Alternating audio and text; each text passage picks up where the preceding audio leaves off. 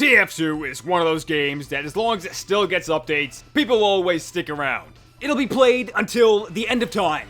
And if things keep going the way they are, that shouldn't be too far away. At least we have the end of the world to look forward to.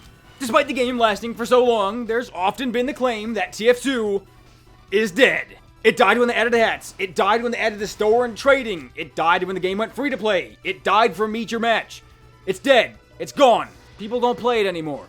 When you join a game and see a server full of players, they're actually all ghosts. You have the sixth sense. You're seeing dead people. But for being dead for so long, it still somehow remains near the top of Steam's most played games for almost a decade. Yeah, it's still topping the charts even after its death. Am I saying TF2 is the Michael Jackson of games?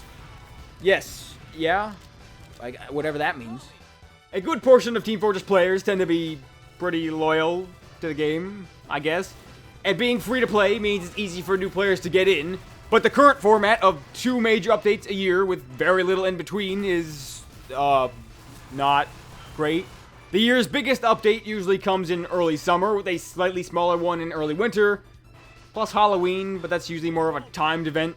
Stuff from Halloween doesn't usually stick around for the rest of the year. And that's not a system that really works for keeping players on the casual end invested. Sure, each new major update probably brings in a bunch of new players, but that's still partly replacing the players who fell off during the rest of the year.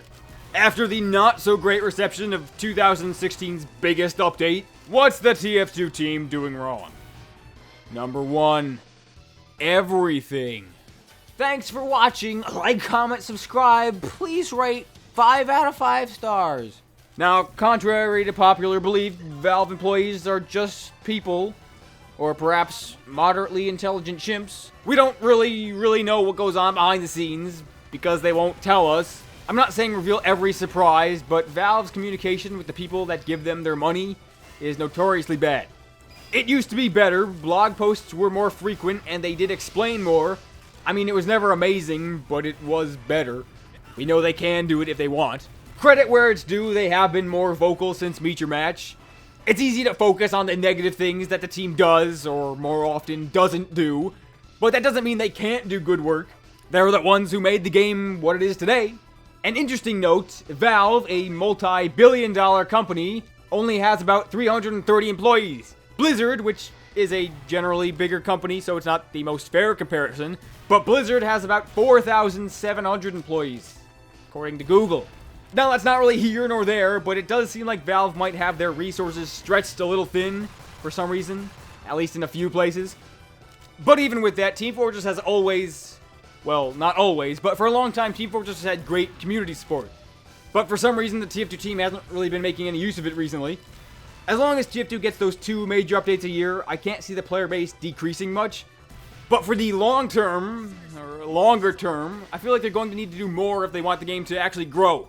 There's a lot of relatively simple things that they could be doing that would just make things better for everyone. And I mean realistic things, not, I want a new weapon every week and everybody should get their own special hat just for playing. Probably the biggest thing I personally look forward to in this game right now is weapon balancing. But we pretty much just get 2 balance updates per year. Sure, there are usually a relatively large amount of changes in those updates, but once it comes, we have to wait 6 months for another. And if one of those changes nerfs a weapon into the ground or buffs a weapon to a stupid point, we usually won't have any adjustments for months. Sometimes we never do. There are weapons that have been pretty mediocre since they came out. Again, you know, I don't know exactly what goes on behind the scenes or exactly how much time goes into weapon balancing, but it's probably not enough. And then when there are those particularly strange changes, like giving the shortstop a shove or whatever they did to the Righteous Bison, we don't get any explanation. We could just get like a 1-line explanation as to why, maybe. And I don't have a problem with the majority of changes happening in major updates, but just imagine if, say, every month without a big update, they made an attempt to balance 1 or 2 weapons. That way, even if the game is getting stale for you, you could just come back in a month and see what weapons have gotten changed. Just making 1 bad weapon good, it could change a lot. You can't talk about weapons without bringing up new weapons, right? Well, even if they're not so frequent on it, balancing the existing ones is probably way more important. With that said, people really want new weapons. We're dying. No new weapons in 2015 and nothing in the first half of 2016. There's been nothing since December 22nd, 2014. I'm just saying 1 or even 2 guaranteed weapons a year is pretty much all it takes. Weapons have the potential to change up the game more than anything else. Along with maps, I guess. And hey, more credit where it's due, they've been adding community maps way more frequently than they've done in the past. It's pretty rad. Map Workshop, good idea. You remember in the first half of 2012 how they added a workshop item pretty much weekly? Maybe you don't remember, but it happened. Every time they did their weekly maintenance update, or whatever, they added a new hat. This was when the workshop was sorta newish, but they added a new cosmetic item every time there was an update for the first half of the year. When that update happened, it was in the store and then it was craftable. And I don't understand why they stopped. Now, I'm no hat economist, but there appears to be literally no downside. Just even from a point of view where Valve is a company that's only there to make money, it doesn't make any sense. Correct me if I'm wrong, but I'm pretty sure in most cases, item contributors are paid for a percentage of their item sales.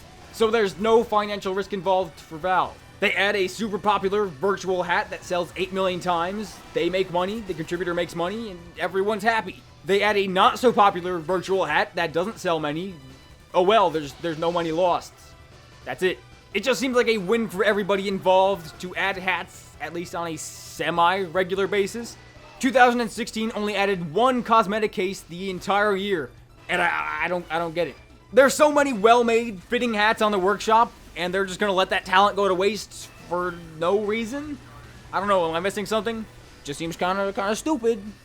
Now, even though I can't foresee TF2 losing relevance anytime soon, ultimately it's up to Valve to keep us around. And honestly, I think just consistently fixing the stuff that's already in the game would be a huge part of that. And the other stuff I talked about too would be nice. I'm not gonna say the people who work on the game are lazy. I'm sure they're not. A bit out of touch maybe. Probably. Yeah. But there are so many things that they could be doing that are fairly minor that would keep the game fresh for casual or die-hard players. I'm sure TF2 is gonna have a player base for a long time. But the relatively low amount of effort that appears to be put into the game recently, it's kinda lame. I've been playing this game for like a third of my life, and I'll play until one of us dies first. Hopefully it's me. No, wait.